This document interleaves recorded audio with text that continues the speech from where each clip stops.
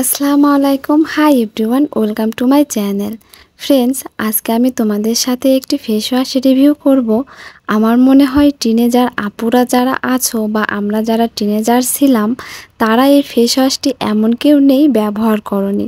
So friends, খুব পরিচিত একটি ফেস ওয়াশ। এই ফেস ওয়াশটি আসলে আমরা অনেকেই ব্যবহার করেছি বা করছি, বাট এই ফেস ওয়াশটির কি বেনিফিট আছে বা কোন টাইপ স্কিনের জন্য আসলে ভালো হবে বা এটা ব্যবহার করা কি আসলেই স্কিনের জন্য ভালো? সো ফ্রেন্ডস, আজকে সেই সব জানবো। তার আগে আমার চ্যানেলে যারা নতুন তারা অবশ্যই চ্যানেলটি সাবস্ক্রাইব করবে, আর যারা করেছো thank you so much. Face ওয়াশটির নাম হচ্ছে ক্লিন অ্যান্ড ক্লিয়ার ফর্মিং ফেস ওয়াশ।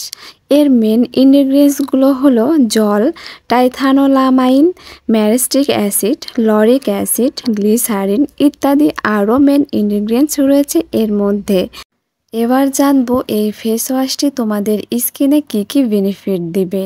তোমাদের স্কিনে অতিরিক্ত তেল দূর করবে, এবং অতিরিক্ত তেল দূর করলে তোমাদের স্কিনে পিম্পল বের হবে না।